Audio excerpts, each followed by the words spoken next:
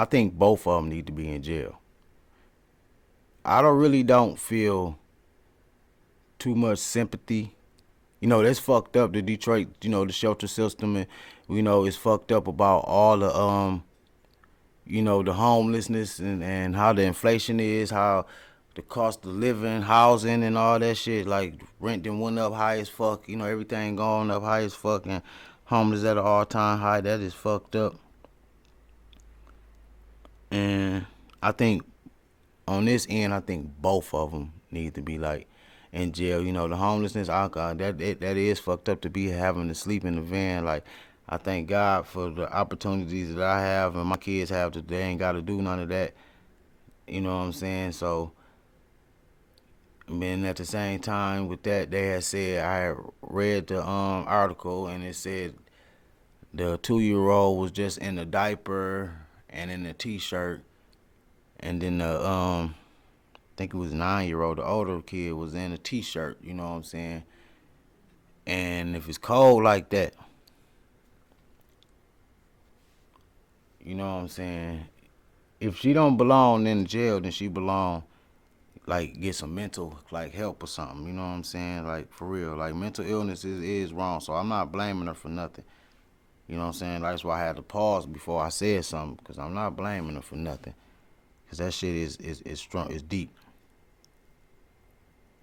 That's just the mama end. Like she needs some, especially now she gonna need some, some mental help. But I think she needed mental help before that too, though. It wasn't just. I don't think it was just. Uh, you know, the needed help with housing. I think first she need help, like mental help too. You know what I'm saying? Not just financial help. I think she need mental help too. At the same time, you know what I'm saying? Cause to sleep, to have you even have your kid, if it's cold out there, if it ain't no heat or nothing on in this car and it's cold, like I'ma freeze before my kids freeze. Like we'll all be in that motherfucker froze to death if we get to that point, because they have on all my shit. If it's that point, you know what I'm saying? My kids will have on all my. It won't be my baby won't be in a t-shirt and a diaper in a cold van. You know what I'm saying? If I gotta take off all my clothes and be in that motherfucker naked to have my kid covered up, like, you know what I'm saying, bundled up so they can, you know what I'm saying. I would have been the one that froze to death in there. You know what I'm saying? That like that's just me talking. That's just me being real. I would have been wrong with the one that froze to death in that car. I would have been one in my t-shirt and my underwear, and my kids would have all my coat, clothes, pants. If they gotta have my socks on, especially the baby. You know what I'm saying? And I'm huddled up over the baby. You know what I'm saying? Then it'll come down to that. It won't be. We can't do this. And if we get to that point that we gotta sleep in the what you call it, we go get some help. For like, if ain't nobody giving us no help, we taking this help. I ain't trying to say people get out. If you need help, go out. I ain't trying to condone nothing, but I'm just saying me. If it come down to that, like I'm taking the help. And fuck what anybody got to say about it. I'm taking the help. Ain't no asking for shit. If I ask and ain't nobody and nothing happen, fuck asking now. Before we pull this van and have to sleep in all these. They say it was grandma, everybody in that car. You know what I'm saying? A whole family, grandma, grandkids, mama, all. You know what I'm saying? Before the whole family, nah, we taking the help. Somebody finna give up something, and we ain't asking them. Now, on this note, let's play this fool part. Other side of this story, hearing about the moment he learned two of his children had passed away. I'm going to stop it right there. I'm not going to stop it for a long time, but it was a red flag off rip when his part first came on. And the red flag was hearing he learned what happened to his children.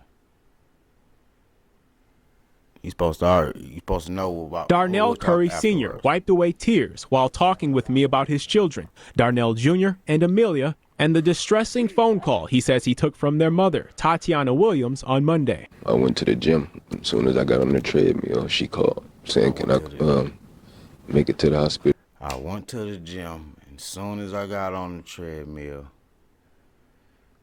that's what I'm a play it, then I'm gonna Right now, they got him. I was hoping it was a sick joke, but there wasn't. According to Detroit police, 9-year-old Darnell Jr. and 2-year-old Amelia died while sleeping in a vehicle at the Hollywood Casino at Greektown parking garage. Investigators say the cause appears to be hypothermia, a tragedy stemming from homelessness. I tried. I asked for help. I asked everybody, even people out of state. But I tried. I tried to keep hotels. I tried to pay people to stay there. It wasn't working for me. You know, people just didn't like too many. I don't mean to keep pausing, but what I mean by take it, I'm gonna say an example. I ain't gonna put no names in it, but I got an uncle. Now him and his family fell on hard times before. A couple times. Sort of like the way she talking. But my uncle, he did this more than one time too. Then went and found the first crib that he seen. Cut the lights, the water on, cleaned it out, and moved in that motherfucker. I ain't talking about to pay rent or knew the landlord or nothing like that. I'm talking about he go pull the boards off that motherfucker. Clean that motherfucker out. Cut the water, lights off. Now they got furniture and been in that motherfucker for years. You won't know nothing. You think they paid for this motherfucker. But in this a cozy, make it cozy and comfy, and it's a home. For real, I go everyone he did like that, every house he did like that. I went over, I just spent the night there and we chilled. You know what I'm saying? Like, and it didn't feel like I had to find out later on in life you know what I'm saying, when it's finally the house finna get knocked down or some shit like that. Like they come knock the house down. Because that didn't happen. They didn't came to knock the house down. There's a whole family in there. You know what I'm saying? The house is on the condemned list and shit like that. And that's when you find out, like, dang, oh, shit. Like, but the grass is cut, trimmed, good, bushes trimmed. You know what I'm saying? Lights, water on, family. Chairs on the porch. You know, it's a family. Cars in the drive. You don't know nothing. If that's what it comes down to. You know what I'm saying? If that's what it comes down to. Before you sit there and you know what I'm saying? If that's what it comes down to. Now I know now they knock a lot of bandos down and stuff like that, but still, if it's a will, there's a way. But let's get back to his part. The kids at their house. I spoke with the children's mother Tuesday evening. She told me she's been living in her vehicle for 3 months, along with her 4 kids, her mother, and 2 teenage siblings. She says she reached out to Curry, who's the father of 3 of her children. I asked him, I said, can you get your kids for me? I said, I need help. You know I'm homeless. I done kept a room this long. I couldn't keep it no more. They were homeless. Had Tatiana ever reached out asking? What y'all think? Do y'all think she reached out to him? Or she just suffered and just said, fuck it, I'm going to thug it out and don't reach out to him, and we just go sleep in these vans, and I'm going to go have the kids and sleeping out here with me and just let him live his life. He go to the gym every morning, work out, jump on the treadmill, you know what I'm saying, shit like that, and live his life. And we just go sit up in here. Nah, if she didn't reach out to him, there's a fairly good reason why she didn't reach out to him. If she didn't reach out to him. if she didn't reach out to him, I mean that she probably didn't reached out to him in the past and didn't get too much of a response from him. An argument, a fight, or you know what I'm saying? Because for 3 months, there's no way. My kids is grown. My kids is grown. I got grown kids. They in their 20s, and there ain't no way that I can go without seeing them for 3 months. There's no way I can let them go homeless for 3 months. You know what I'm saying? Like, come on now. No. I can't go without talking to them for 3 months. Without knowing what's going on. What is you doing? What was in the meantime you doing them 3 months? Let's hear. Two. No, she did not. All she said was, "Can I get him? Can I get him?" Just to get. Y'all hear how quick people lie? Right in your face. For real, look, people lie. Like I heard a person told me, if you want to know somebody, you want to hear the truth from somebody, just let them talk. Don't cut them off or nothing. Just let them talk. And the truth go come to you, but the truth not go be what they saying out their mouth. You just gotta let them talk. Let them motherfucker talk. For real, don't interrupt, especially when motherfucker saying some crazy shit. Let them talk. He just said no. She didn't come. No. She reached out asking, like, no, she didn't say get the kids. She just not cause she home. She just said get the kids. Like basically that's what he said. She didn't say no. She didn't tell me to get the kids, but she said get them. But she didn't say get them like, we homeless. I need to get them. She just wanted me to be a daddy, and I wasn't gonna do that. So, nah, she didn't reach out. Fuck out of here. Get them and can I get them? Cause y'all homeless. That's two different things. She said she had been home.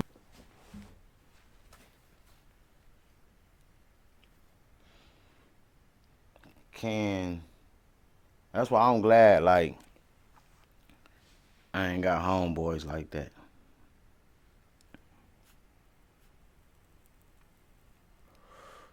Cause it be the way that people, like, I can't have a homie like that. You know what I'm saying? Like, I'm glad, like, shouts out to my homies, especially the ones that take care of their kids. Shout out to everybody that take care of their kids. You know what I'm saying? Shouts out to everybody that do what they got to do and put all the other bullshit behind and put their kids first. And shouts out to everybody that know that no matter what you do, when you put your kids first, no matter what you miss out on, when putting your kids first, you go get something in return in life times and tenfold than whatever you missed out on once you put your kids first. In the end, you go is whatever if it was you didn't get to go to clubs, you didn't get to become the singer or the rapper or the actor or whatever star you wanted to be. You didn't, or this basketball player, the athlete you wanted to be or whatever. You didn't become whatever you wanted to be because you put everything on the back burner. Just know that you didn't miss out. You know what I'm saying? There's no, in the end, you go get something in return that make you feel way better and that's worth way more than whatever you put on the back burner for yourself. You just know that. You always put your kids first, no matter what it takes, no matter what you lost out on, no matter what you think. Oh man, I would have been the motherfucker. I was the top basketball player, but man, I couldn't go to practice. I would have been the top rapper. I would have been this and that. I would have been whatever you thought you would have been before you had your kids, and you couldn't. When you had your kids, you couldn't do it no more. You had to put that shit on the back burner to take care of your kids. That shit ain't shit. That shit ain't nothing. There's nothing compared to the end story of when your kids grown and you then sit there and you instill them values in them and you see what they become and the love you get from them and all that shit. Like it outweighs all that shit. You know what I'm saying? And then not just all that, like it ain't nothing about finances. You want to see your kids grow. You will thank yourself Because you don't want to end up in shit like this. You know what I'm saying? You don't want to end up like this right here. You don't want to end up like right now. Just like he like this right now. But this is going to carry on for the rest of his life. 20 years from now, like his son was 9, and the other one was 2. So 9 years from now, he could be thinking about his junior that's named right after him, how he could have been going to prom, watching the junior, you know what I'm saying? Dang, junior be going through high school while everybody else kids going to prom, you know what I'm saying? And going through high school and playing on the basketball team or doing whatever they doing, becoming whatever they becoming. He could be thinking 9 years from now, because his son will be 18, be turning 18. Damn, he could be going to college playing ball. He would be doing this. We could have been going to prom. And then after that, he could be thinking about the 2-year-old when that time come for him to be time to go to college. And you know what I'm saying? He lost twice. He lost twice for not putting what he thought was important, what he thought, whatever his dream was, whatever he thought, whatever he was going for not putting that on the back burner for what's most important is his kids. Because he gonna look back at, like, we don't know what he was doing that day. Like he said, he was on the treadmill, you know what I'm saying, at the gym when he got the call. So whatever he was doing that day, or whatever his goals is, and whatever he thought that was most important that he really needed to do so bad that he couldn't get his kids and take care of them because it would affect whatever they was, this whole life he gonna think about that shit was nowhere near important than being there for his kid. He gonna wish he took them. He gonna think of everything that he could have did, that they could have did, the times he could have had. It's gonna be a whole lot of woulda, shoulda, couldas. But woulda, shoulda, coulda can't bring them back. That's why you always put your kids first, no matter what. You always put your kids first.